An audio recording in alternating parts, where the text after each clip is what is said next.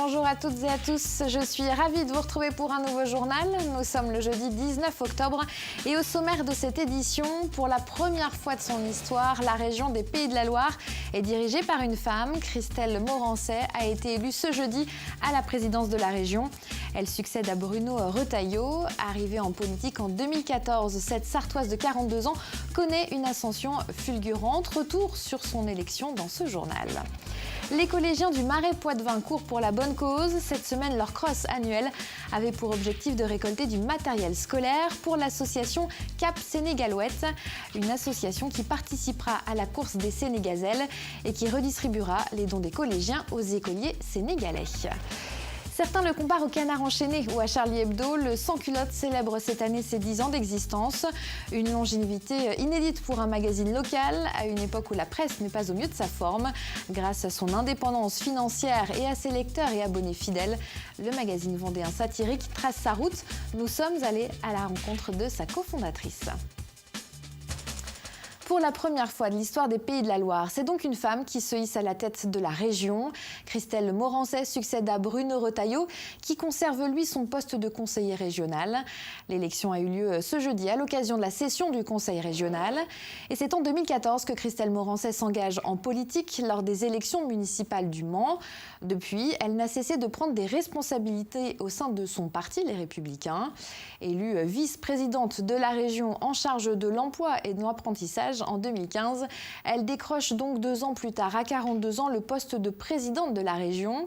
Une ascension fulgurante pour celle dont Bruno Retailleau loue le sérieux et la persévérance. Carl Laboureux et Arnaud Barrier ont assisté à la passation de pouvoir au sein de l'hémicycle nantais. Voici leur reportage.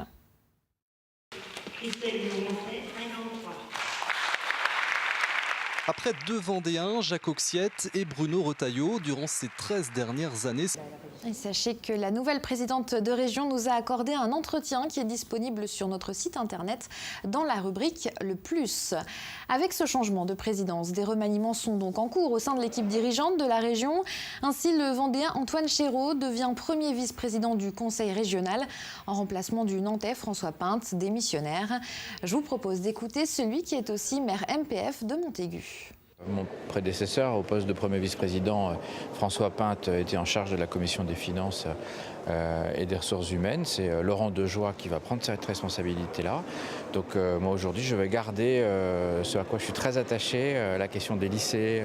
C'est une vraie richesse de notre région et puis c'est une expertise que évidemment au fil du temps j'ai pris. Dans le reste de l'actualité, du mouvement également au sein du tribunal de La Roche-sur-Yon. Comme chaque année, ce mois d'octobre marque l'arrivée de nouveaux magistrats et greffiers. Ces derniers ont été présentés à l'occasion d'une audience d'installation solennelle, audience qui répond à un code et un rituel très précis. Les nouveaux arrivants sont présentés à tous les acteurs du territoire avec qui le tribunal travaille, à savoir les élus, le personnel de la préfecture, mais aussi les auxiliaires de justice et les agents des services d'enquête.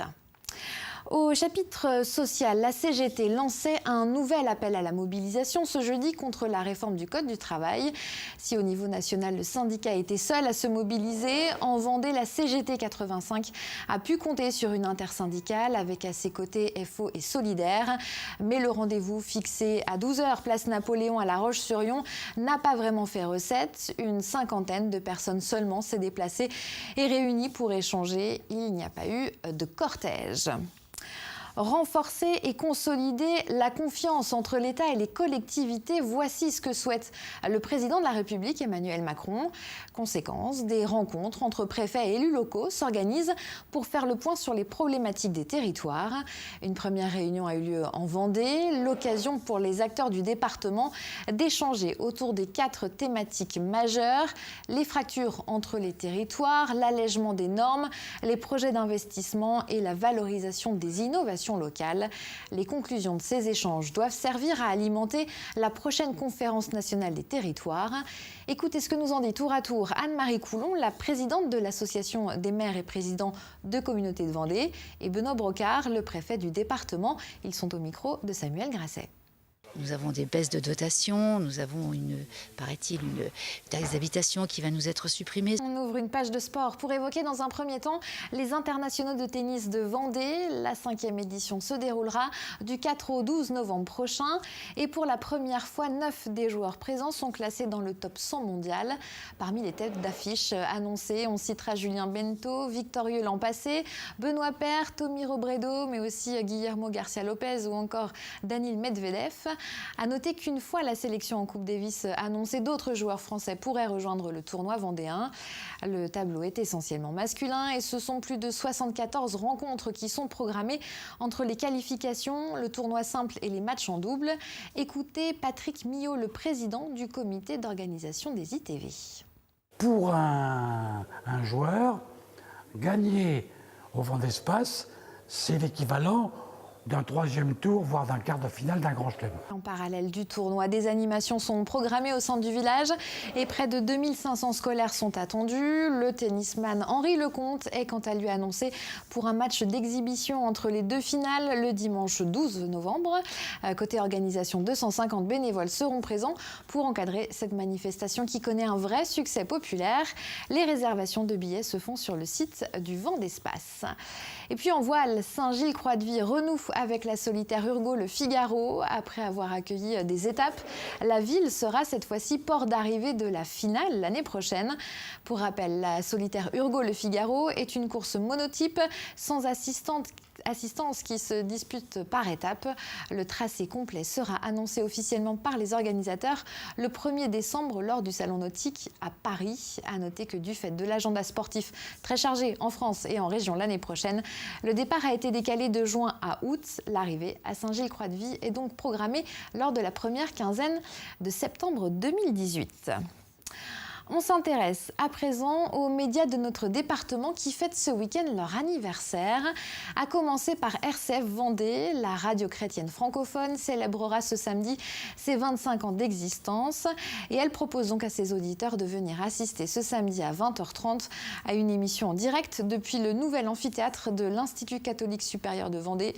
L'émission se poursuivra par la retransmission d'un concert du chœur de l'Institut musical de Vendée.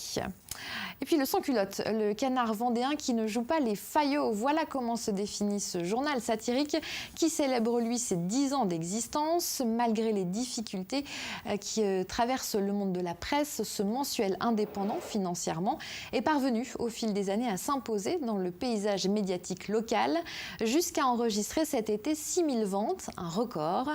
Aux manettes, 2 journalistes et une trentaine de dessinateurs qui croquent bénévolement l'actualité du département à la manière d'un Charlie Hebdo. À l'occasion de cette décennie, nous sommes allés rencontrer la cofondatrice du Sans-Culotte. Voyez le reportage de Grégoire de Châtillon. Vous le trouverez souvent bien placé chez les buralistes. Le Sans-Culotte est devenu au fil du temps un incontournable du paysage médiatique vendéen. Et pour fêter ses 10 ans, le Sans-Culotte organise ce samedi au centre du Porto à Talmont-Saint-Hilaire une journée dédiée à la presse satirique avec conférences, concerts et stands de journalistes et dessinateurs culottés. Un mot à présent de la météo prévue ce vendredi. Alternance de nuages et d'éclaircies dans le ciel de Vendée. Côté température, comptez 13 degrés pour les minimales en matinée et 18 degrés pour les maximales. Les prévisions complètes, c'est avec Fanny Poirier juste après ce journal. Enfin, du côté de vos programmes, Adèle Fugère reçoit dans le cadre de la grande émission la compagnie La Mouche qui lance une pièce de théâtre collaborative, adaptation de l'ouvrage Le Cheval Blême. De nombreux talents locaux, dessinateurs, chanteurs, danseurs y participent. Pour en savoir plus, rendez-vous donc dans la grande émission ce vendredi, c'est à 18h05. Voilà, c'est la fin de cette édition. Merci de l'avoir suivi. Je vous donne rendez-vous demain pour un nouveau journal.